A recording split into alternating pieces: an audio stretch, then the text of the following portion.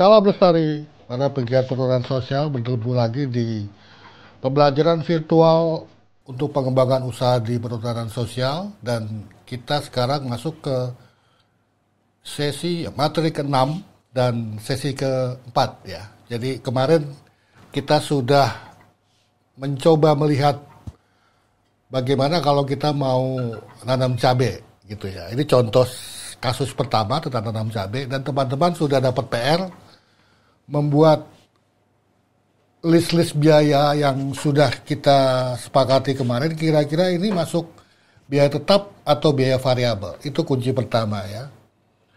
Jadi coba kita lihat lagi yang kemarin. Ada list biaya-biaya di sini. Ada pertama, sewa lahan per hektar per tahun 1 juta. Ini tentu saja variabel. Variabel di sini adalah jadi seperti ini. Logikanya adalah kalau umpamanya kita tanam di 1 hektar, kita nambah luas lahannya menjadi 2 hektar, berarti biayanya bertambah sesuai dengan peningkatan skala usaha. Itu yang disebut dengan variabel.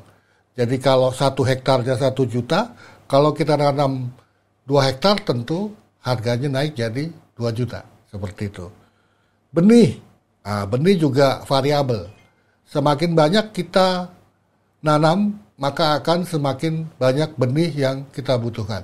Ini jadi biaya-biaya yang berkaitan dengan skala usaha disebut biaya variabel. Nah, kemudian pertanyaannya, tenaga kerja, persiapan lahan, tenaga panen, masuknya kemana? Ya, masuknya kemana? Nah, ini sekali lagi bicaranya tentang asumsi. Ya. Bagaimana kalau misalnya kita punya skema produksinya, tenaga kerja kita bayar tiap bulan 1 juta misalnya. Variabel atau tetap? Jawabannya adalah biaya tetap. Kenapa demikian? Karena kita bayar tiap bulan 1 juta, mau dia kerja, mau dia tidak kerja, tetap fix 1 bulannya 1 juta. Itulah mengapa tenaga kerja dalam konteks seperti itu akan masuk ke biaya tetap. Tapi beda, misalnya kalau tenaga kerja kita sistem borongan. Misalnya kalau dalam konteks kita nanam cabai ini, pokoknya 1 hektar penyiapan lahan 1 juta. Itu masuknya biaya variabel gitu. Jadi kalau kita penyiapan lahan 2 hektar, meningkat skala usahanya, maka biaya tenaga kerja naik menjadi 2 juta. Kan seperti itu ya. Bisa dipahami kira-kira. Jadi tenaga kerja pemeliharaan juga demikian. Cabai yang 2,5 bulan kita pelihara, kita bisa bayar bulanan, itu biaya tetap, atau kita bayar borongan. Selama 2,5 bulan, pokoknya 1 hektar ini kamu saya bayar 2 juta. Oke, sepakat. Kalau kita punya 2 hektar, berarti jadi 4 juta, kan begitu. Itu disebut dengan biaya variabel. Nah, pupuk itu variabel, kemarin sepakat. Dan sekarang kultivator. Kultivator itu apa? Jadi kultivator untuk penyiapan lahan, kita butuh alat kultivator, dan kebetulan kita beli. Kalau kita taruh harga beli kita 9 juta untuk 1 kali musim tanam, tentu saja tidak adil. Jadi biayanya akan tinggi sekali. Nah, jenis-jenis aset seperti ini biasanya kita kenakan namanya depresiasi atau penyusutan. Jadi penyusutan adalah nilai ekonomis dia turun seiring dengan berjalannya waktu. Jadi misalnya dalam konteks kultivator harga 9 juta, penyusutannya berapa? Begitu. Kita buat asumsi di sini. Kalau begitu, kultivator kira-kira nilai ekonomisnya berapa lama? 9 juta itu berapa nilai ekonomisnya? Dalam kasus ini biasanya kita pakai 5 tahun. Jadi kultivator itu penyusutannya adalah 9 juta dibagi 5 tahun atau 1.800.000 rupiah per tahun. Nah, ini biaya yang kita harus keluarkan setiap tahunnya untuk penyusutan kultivator. Mau kultivatornya dipakai, mau enggak, dia kena penyusutan segitu. Mau untuk 1 hektar, mau untuk 2 hektar, dia tetap penyusutannya Rp1.800.000 per tahun, sehingga kultivator ini biayanya masuk ke biaya tetap, ya. Paham kira-kira? Nah, logika yang sama juga kita pakai untuk aset-aset yang lain. Ya, misalnya di sini alat siram. Alat siram kan bisa dipakai berkali-kali, jadi maksudnya juga penyusutan atau depresiasi. Kalau misalnya alat siram ini kita beli 100.000, mungkin dia dalam tidak terlalu lama sudah rusak. Beda dengan kultivator. Mungkin nilai ekonomisnya hanya bisa dipakai selama 2 tahun. Sehingga depresiasinya, penyusutannya cuma 50.000 per tahun. Demikian juga plastik mulsa, ya. Plastik mulsa adalah biaya tetap atau biaya variabel. Ya. Silakan teman-teman coba praktekkan.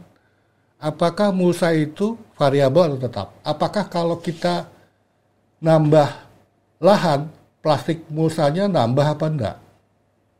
Tentu saja nambah, sehingga dia masuk ke biaya variabel. Sementara cangkul sama seperti kultivator, dia punya nilai ekonomis. Kita beli 500.000, mungkin cangkul 2 tahun udah rusak, sehingga depresiasinya penyusutannya 250.000 per tahun. Demikian. Kira-kira apa biaya tetap, biaya variabel, teman-teman mudah-mudahan bisa paham. Ya. Lalu langkah berikutnya adalah kita tentukan mana yang biaya variabel, mana yang biaya tetap. Ya. Seperti telah dijelaskan sebelumnya, tentukan dulu batch produksinya. Dalam konteks ini 1 kali musim tanam. Ya, seperti kita sudah jelaskan, luasan 1 hektar, pemeliharaannya 2,5 bulan sejak tanam, 1,5 bulan panen setiap minggu, 6 kali. Jadi asumsi kita 2 kali musim tanam per tahun. Ini asumsi yang kemarin sudah kita jelaskan. Jadi dalam hal musim tanam ini memang berbeda-beda di setiap lokasi. Ada yang cuma bisa setahun sekali, ada yang bisa 2 tahun sekali, bahkan bisa jadi ada yang bisa 3 tahun sekali, tergantung lokasinya. Jadi dalam kasus kita kali ini, kita anggap lokasi kita cuma bisa 2 kali tanam per tahun, seperti itu. Jadi kita coba list biaya variabelnya. Apa saja biaya variabel? Biaya variabel, biaya yang berubah seiring dengan meningkatnya skala usaha kita. Pertama, benih. Oke, tentu saja 200.000. Pupuk. Semakin banyak kita tanam, semakin butuh pupuk. Variabel, 6 juta. BBM untuk kultivator. Jadi penyusutan kultivatornya tetap, tetapi biaya bahan bakarnya variabel. Kenapa? Akan beda kebutuhan bahan bakar kalau menggunakan kultivator untuk 1 hektar dengan 2 hektar. Jadi makanya BBM untuk kultivatornya masuk ke variabel. Kemudian kita sepakat dalam kasus ini kita main borongan untuk tenaga kerjanya, bukan gaji bulanan. Sehingga semua kebutuhan anggaran tenaga kerja masuk ke biaya variabel. Jadi dalam hal ini 1 kali musim tanam kita butuh tenaga kerja penyiapan lahan yang harganya anggap saja 1 juta. Kita butuh tenaga kerja pemeliharaan yang selama 2,5 bulan tadi. Anggap saja nilainya 3 juta. Dan panen itu yang 6 kali. Ya, karena kita tanam cabai biasanya produktivitasnya bisa panen tiap minggu 6 kali. Yang harganya 2 juta. Ya, 1 kali musim tanam, 2,5 bulan. Lalu sewa lahan. Nah, sewa lahan berapa? Tadi sudah dijelaskan. Sewa lahan per hektar per tahun 1 juta. Kita pakai 1 hektar. Apakah 1 juta? Tidak. Kenapa? Karena kita 2 kali musim tanam. Kita 2 kali setahun nanamnya. Sehingga setiap musim sewa lahan adalah separuhnya, yaitu 500.000. Lalu plastik mulsa. Nah, plastik mulsa kita sepakat variabel. Apakah plastik musa sama seperti bibit, sekali tanam kita nanti beli lagi. Seperti pupuk, sekali pakai kita harus beli lagi. Seringkali tidak ya, plastik musa bisa digunakan 2 kali biasanya. Setelah itu kita harus ganti. Sehingga harga plastik musa yang 300.000 untuk 2 kali musim tanam, kita anggap 1 kali musim tanam akan butuh 150.000. Nah, kita sudah punya list biaya variabel untuk 1 kali musim tanam. Sehingga totalnya adalah kalau kita jumlahkan semua akan mendapatkan Rp13.050.000 biaya variabel tanam cabai luas 1 hektar untuk 1 kali musim tanam. Lalu biaya tetap ini yang kita mau skalanya 1 hektar, skalanya setengah hektar, tetap. Kita sudah list tadi, pertama penyusutan dari kultivator, itu nilainya per tahunnya 1.800.000, sehingga 1 kali musim tanam, kita kan setahun 2 kali, penyusutannya kita bagi 2, menjadi Rp900.000. Demikian juga penyusutan untuk alat siram, yang tadi Rp50.000 per tahun, menjadi Rp25.000, cangkul yang tadi Rp250.000, menjadi Rp125.000. Nah, ini biaya tetapnya. Yang kita nanam setengah hektar, 1 hektar itu tetap nilainya segini. Maka kita akan dapatkan total biaya tetap kita adalah berapa? Totalnya kalau kita jumlah Rp1.050.000. Jadi kita sudah punya total biaya variabel, total biaya tetap. Kalau kita jumlahkan, biaya yang kita butuhkan untuk tanam cabai dalam 1 kali musim tanam adalah, coba kita hitung sama-sama, sebentar. Ini dia, totalnya adalah Rp14.100.000, hasil biaya variabel Rp13.050.000, ditambah biaya tetap Rp1.050.000.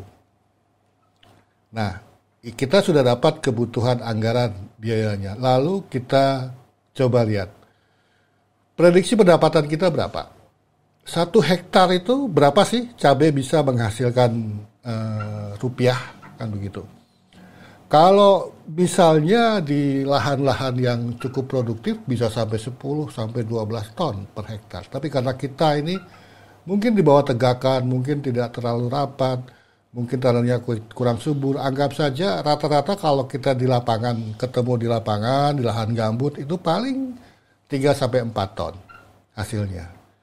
Oke, jadi kita anggap saja pendapatan kita itu, hasil dari cabai yang kita tanam akan menghasilkan kira-kira 3 ton dalam 1 kali musim tanam. Nah, berapa harganya? Asumsi lagi. Jadi, berapa sih harga pasaran cabai di lokal? Misalnya teman-teman jualnya ke pengepul. Oh, ternyata 8 juta, sehingga total pendapatan yang kita bisa dapat sekali musim tanam adalah 24 juta. Nah, dari sini kita bisa lihat apakah ini layak. Ya, bagaimana strateginya dengan data-data seperti ini. Jadi kita nilai dulu kelayakan usahanya. Yang paling mudah kita lakukan adalah menghitung revenue dibagi cost atau RC ya. Sudah dikasih penjelasan kemarin.